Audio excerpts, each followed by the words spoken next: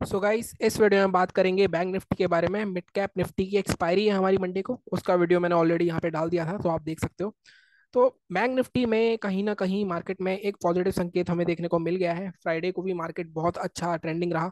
अगर यहाँ पे मैं आपको दिखाऊं तो निफ्टी बिल्कुल ऑलमोस्ट मूव ही नहीं कर रहा था, लेकिन बैंक निफ्टी ऊपर जाया जा रहा था। उसका एक रीजन था हमारा एचडीएफसी बैंक। एचडीएफसी बैंक बहुत अच्छी रैली कर रहा है, लेकिन और बैंक उसको सपोर्ट नहीं कर रहे हैं अभी। तो अगर एक आध बैंक और सपोर्ट कर दे तो मुझे ऐसा लगता है कि बैंक निफ्टी इजीली 50,000 तक जा सकता है। बट क्या ये इतना आसान है, या फिर मार्केट में अभी हमें एक ट्रैप और देखने को मिलेगा? क्योंकि देखो, एक रीजन हमेशा ये ध्यान में रखना कि मार्केट कभी भी दूर से नीचे से रैली करता आ रहा है अपने ऑल टाइम हाई के आसपास। अगर आप यहाँ पे देखोगे, आपको बार बार ऐसे तो बताता हूँ हर बार ही, और हर बार नॉर्मली मार्केट इसी तरह परफॉर्म करता है और इसी तरह बिहेव करता है। यहाँ से अगर आप देखोगे, नीचे से 45,800 से मार्केट ऑलमोस्ट 48,500 आ चुका है। तो 3,000 पॉइंट का मूव हो चुका है यहाँ से, और ऑल टाइम हाई एक बार में ब्रेक ऐसे नहीं करता मार्केट। नॉर्मल स्ट्रक्चर नहीं है। इस बार थोड़ी सी एक्सेप्शन ये है कि मार्केट अपने बिल्कुल प्राइस एक्शन को फॉलो कर रहा है। अब वीकली चार्ट पे अगर मैं प्राइस एक्शन दिखाऊं आपको, अभी डेली भी देखेंगे, इसके बाद हम 15 मिनट के लेवल्स देखेंगे। अगर आप वीकली चार्ट की बात करोगे तो प्राइस एक्शन बहुत सिंपल सा है। मार्केट का ये एक रेसिस्टेंस ऑल टाइम हुआ करता था, मार्केट ने ब्रेक करा, रिटेस्ट करके मार्केट को यहाँ से ऊपर जाना चाहिए था, ये हम हर वीडियो में बात करते हैं। लेकिन मार्केट इसके अंदर आया, क्योंकि ये गैप पड़ा हुआ था नीचे, मार्केट ने गैप फिल करा। अगर आप देखो, गैप के पास एक दो तीन चार चार हफ्ते मार्केट रुका, फिर मार्केट ऊपर गया। अब ऊपर जाने में भी मार्केट ने जो हमारा ये वाला लेवल था, दोबारा से इसको एक हफ्ता, 2 हफ्ता, 3 हफ्ता, 4 हफ्ता, फिर से 4 हफ्ता मार्केट में रेसिस्टेंस लिया, क्योंकि ये प्रीवियस रेसिस्टेंस था। दोबारा से रेसिस्टेंस लिया। जब इसको ब्रेक करा, अगला रेसिस्टेंस क्या था? अगला रेसिस्टेंस था ये जोन। अगर आप देखोगे, यहाँ तक आया मार्केट, ठीक है। यहाँ से मार्केट ने, सेलर्स ने कोशिश करी नीचे जाने की। अब दो चीजें होती हैं जब भी मार्केट किसी रेसिस्टेंस पे आता है। या तो नीचे वाले स्विंग को तोड़ता है अपने, जिसको हम एन पैटर्न कहते हैं। अगर आप इसको देखो, ये एन बनता है, ठीक है। या फिर मार्केट ऊपर का जोन तोड़ता है, और इस केस में मार्केट में डब्लू बनता है एक। तो यहाँ पे डब्लू बना है, अगर आप देखो ध्यान से, तो यहाँ पे ब्रेकआउट हो गया है। रेसिस्टेंस के पे मार्केट ने नीचे जाने की कोशिश करी, और फिर मार्केट अब इसके ऊपर क्लोज तो हो गया है। लेकिन जैसा मैंने कहा, सिर्फ एक ही दिक्कत है, एक ही खतरा है हमको, कि हमारा जो मार्केट है वो काफी नीचे से, मतलब बैंक निफ्टी काफी नीचे से रैली करता आ रहा है। तो उसके अलावा कोई भी इशू नहीं है। अगर आप देखोगे, फ्राइडे को भी जो हाई मारा है, यहाँ पे फोकस करो, 48,557 का मारा है। इससे पहले हमारा जो ऑल टाइम है था 48,636 था। तो 48,650 का जोन बहुत इंपॉर्टेंट होने वाला है। 650 या 700 मान लेते हैं। जब तक मार्केट 700 के ऊपर 30 मिनट की कैंडल की क्लोजिंग नहीं कर देगा, तब तक कोई भी हम पोजीशन के लिए नहीं जाएंगे। इसके ऊपर मार्केट में एक अच्छी शॉर्ट कवरिंग रैली आ सकती है। और मार्केट के टारगेट हम जो देख रहे हैं, मतलब मैं जो देख रहा हूँ, पोजिशनल जो बनाते हैं, अभी इंट्राडे के लेवल्स भी बताऊंगा मैं मंडे को आपको।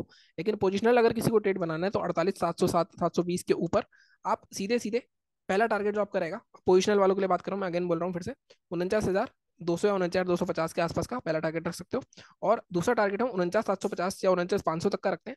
मतलब 800-900 पॉइंट का ट्रेड आपको मिल सकता है। वैसे तो आप कहोगे एक ही दिन में आ जाते हैं 800-900 पॉइंट, बट कभी कभार 200-300 पॉइंट की रेंज में भी घूमता है बैंक निफ्टी। तो यहाँ पे आराम से इजीली आ जाएगा, आराम से आपको यहाँ पे 600-700-800 पॉइंट का ट्रेड मिल सकता है, ठीक है। मैंने इसमें ऑलरेडी पोजीशन बना रखी है, मैंने निफ्टी में भी ऑलरेडी पोजीशन बना रखी है बुलिश। लेकिन मैंने बनाई है 20 अप्रैल की एक्सपायरी की। मतलब जो निफ्टी की मेरी पोजीशन है, अगर आप एक्सपायरी देखोगे, तो निफ्टी की आपकी 25 अप्रैल की एक्सपायरी है, मंथली एक्सपायरी। और बैंक निफ्टी की आई थिंक 24 अप्रैल की है। तो नहीं, बैंक निफ्टी की 25 की होगी वैसे तो, क्योंकि मंथली एक्सपायरी सेम ही होती है। तो वो मैंने हालांकि रूल चेंज हो गए हैं वैसे, अगर आपको पता है नहीं पता, आई डोंट नो। मार्च से हमारी जो मंथली एक्सपायरी है वो भी वेडनेसडे को ही होती है। अगर आपने लास्ट एक्सपायरी देखी होगी तो वो वेडनेसडे को ही हुई थी। तो 24 का हमारे पास बैंक निफ्टी की मेरी पोजीशन है, दो लॉट है मेरे पास वहाँ पे, और निफ्टी में भी मेरे पास पोजीशन बनाई हुई है। तो मैं अभी बुलिश हूँ मार्केट में।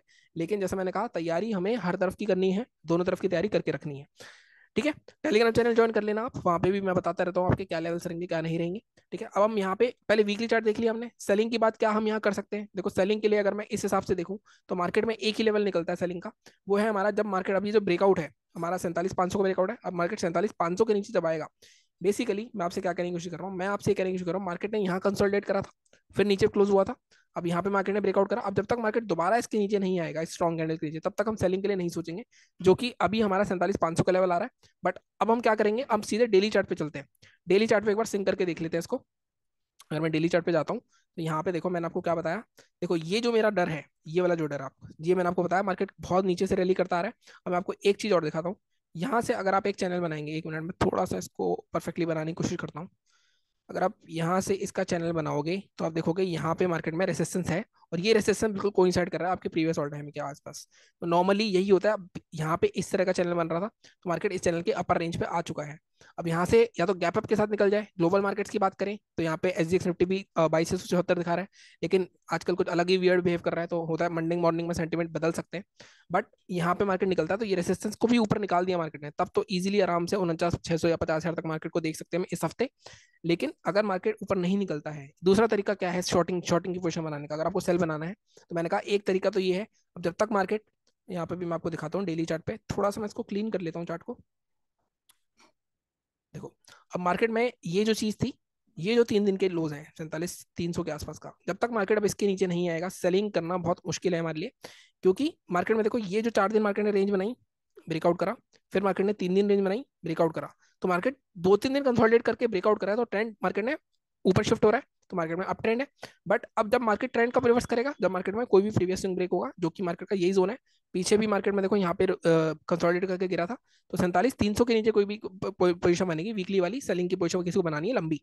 टारगेट इस केस में क्या रहेंगे, अब इस केस में टारगेट आपके आराम से इजिली यहाँ तक के रह सकते हैं 46,700 फर्स्ट, ठीक है, 46,800 के आसपास का। सेकंड टारगेट, मैक्सिमम टारगेट जो आप करेगा 46,500। तो अभी मैंने कितनी बात करी, मैंने इतनी बात करी कि मार्केट 48,700 के ऊपर बाइंग पोजीशन बनेगी। 30 मिनट क्लोजिंग हमें पोजीशन में मस्ट होती है, उसका हाई ब्रेक होना चाहिए। 48,600 या 49,000 तक भी जा सकते हो टेल करते हुए।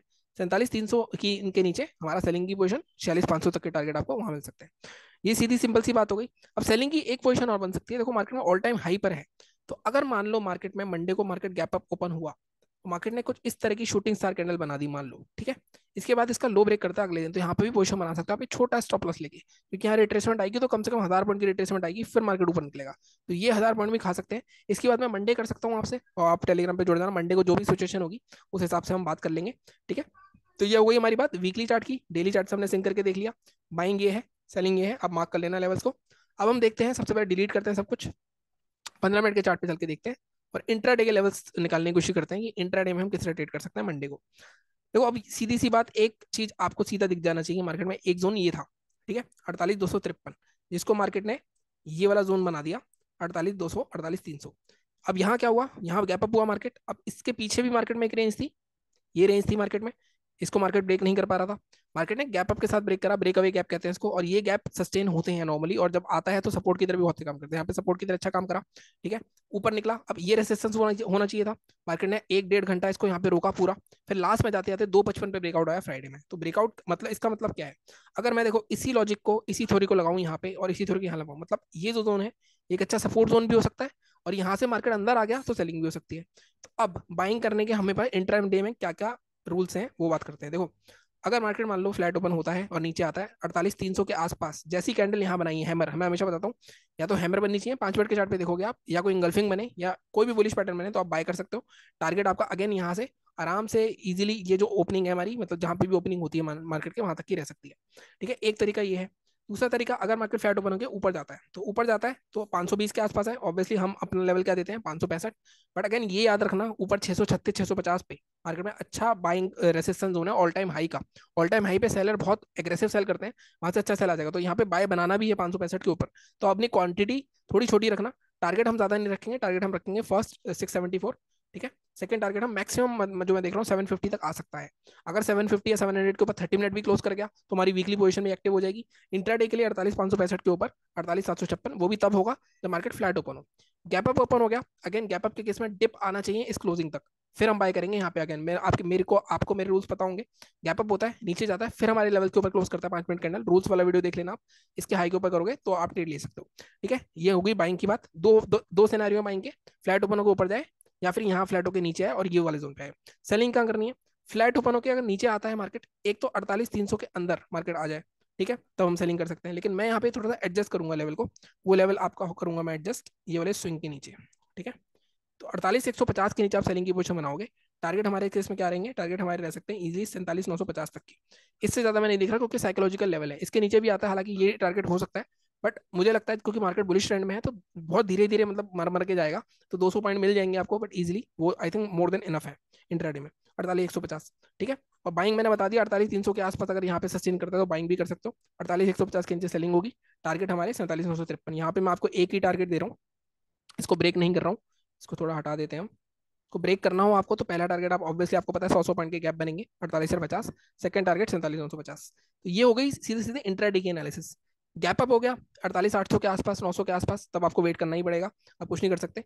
अगर मार्केट में गैप डाउन हो जाता है, जिसकी उम्मीद थोड़ी सी कम है हालांकि, बट मंडे को सेंटीमेंट चेंज हो सकते हैं, गैप डाउन होता है 48,150 के ऊपर होता है, तब तो कोई दिक्कत नहीं है। लेकिन अगर गैप डाउन होता है 48,150 का सपोर्ट लेता है, तो बाइंग भी कर सकते हो आप यहाँ से, ठीक है। नीचे आएगा तब हम सेलिंग करेंगे। कुछ भी जबरदस्ती रैंडम नहीं करना, ये सारी एनालिसिस बिल्कुल लॉजिकल करी है मैंने आपसे।